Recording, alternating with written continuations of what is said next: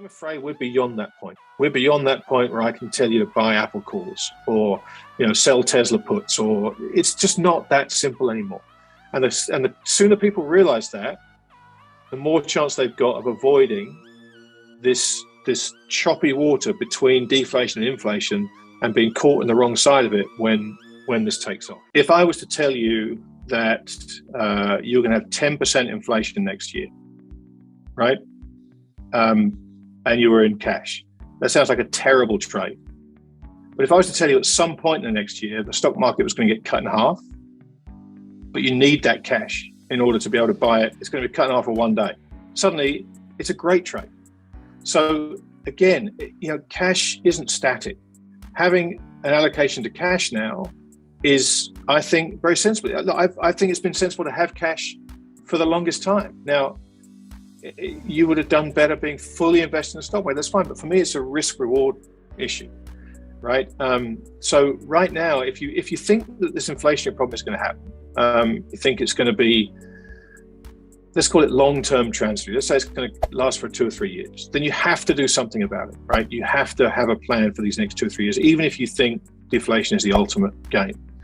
So looking at 5% inflation, does it make sense to have your cash, to have an escalated cash holding for a year, 5% inflation? Well, if you think about that as an option, if you think there's a chance that the market could get cut 20, even 20%, would you pay 5% to have an option to step in and buy it down 20%? You probably would, right? So there is no simple answer to this, and it's funny, when you have these conversations with people, they want to kind of skip to the end and ask for the recommendations. What should I do? What stock should I buy? What's going to make me money in this environment? And it just isn't that easy. It's been pretty easy over these last number of years because of all the things we talked about: the Fed put, the liquidity, the one-way direction of equity markets, the one-way direction of bond markets. It's been pretty easy, right? But when you get to these inflection points and you say, okay, suddenly everything's going to change. The Fed are going to be looking to taper. Rates are going to want to go up. Inflation is going to take over from deflation. Leverage is going to become problematic. There isn't a simple answer. There just isn't. As much as I'd love to give one to everybody, I wish I had a simple answer for myself.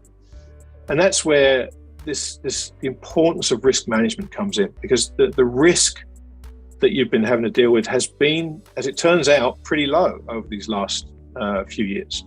So the amount of risk management you've had to do has also been pretty low. As the risks escalate, risk management goes up, and that's when people need help. That's when it gets tough to make decisions on your own, particularly if if you're a 40-year-old, you don't know any different. 40's just not, you're not a spring chicken if you're 40. Tell me, as a 54-year-old, I know that. You're not young, but you've only had one experience during your entire investment career. And these markets have surfed higher on a wave, an ocean of liquidity. And you take that away, and again, it's just one of these forces in bizarro world that is a 180-degree reversal from what we've gotten used to. So, look, I just can't stress this enough. This idea of being responsible for your portfolio, and being responsible for it. It may only need one decision. That's the beauty of it. It doesn't have to be a scary thing, as I said. And you decide, inflation, transitory, it's going away. You probably don't have any decisions to make, which is great. But that's your responsibility. If you listen to this and you believe from anecdotal evidence you're seeing in the grocery store or anywhere else for that matter that inflation is going to be a problem, again, you may only have one decision to make, which is, who do I want to manage my money if inflation is the problem? Again, take responsibility for that decision. Don't just have it with a manager who's done really well and then start wondering why the hell my returns aren't doing so well. The world's changed, and the world is changing by the day on every facet. Put inflation aside, it's changing politically, right? Society's changing. There are so many changes happening right now on every level of this three-dimensional chess game that we play every day, that you'd be crazy to miss that. And so it just means you can't just wake up every morning and assume today's going to be like yesterday. Very slowly and very subtly, all our todays have been very different to our yesterdays for quite some time now, around the fringes. And gradually that's becoming more and more apparent to more and more investors. And they're doing something with their capital. They're making decisions, they're making adjustments, they're making changes to their portfolio. And eventually, the fact that today is constantly different to yesterday dawns on enough people that you get this sudden shift and everybody tries to get on the other side of the boat. And that's the thing you want to avoid. You want to make those decisions before that kind of that occurs to the majority of investors. Look for things that have been unloved in the last 10 years, and you don't have to look much further than commodities right now. The caveat to that, as we're talking about, if we are in a stagflationary environment, then the economy is not going to be doing so well. But if we are in inflationary times, generally speaking, hard assets are a great place to be, because if you've got a hard asset, you tend to demand more bits of funny paper money to let go of it. So yeah, I think commodities. But again, this idea that this is simple. You talk about the silver and gold miners. That's a very broad basket of many political locations, jurisdictions, management qualities, balance sheets. There are so many complications to this.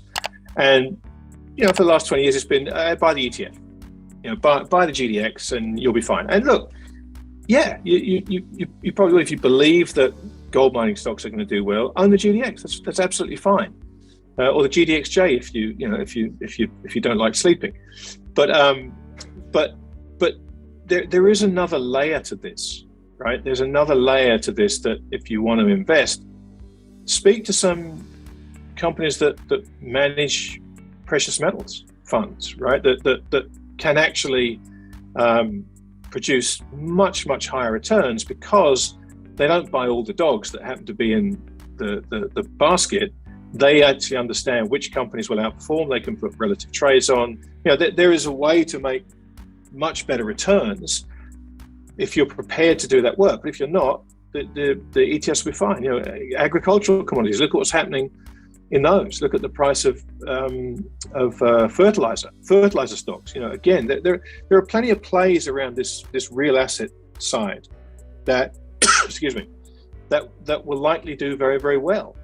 But it's not as simple as saying, buy real assets, because look at what's happening in uranium recently. That's a very technical situation with this Sprott fund buying a lot of physical uranium, taking that off the market. We've seen things happening in the uranium markets that suggest one thing, but probably don't mean exactly what people think if they just look at it at face value. The starting point should be, look for things, if we are in bizarro world, that have been unloved. And you will find plenty of them in the natural resources space, trust me. But then it comes down, okay, I've got some work to do now. How do I want to do it? Do I buy an ETF, which, as I say, should be fine? Do I look for a credentialed manager that I think will perform well for me in these conditions? Yeah, there's plenty of them out. There's some really good ones out there. Do I investigate companies myself and try and understand? As I say, we're at a point, and I cannot stress this enough, and I'm really sorry if I'm flogging a dead horse here, but responsibility. We all need to take responsibility for the decisions we're going to make now and for the next 6 months to 2 years. Who knows? Because the world is changed.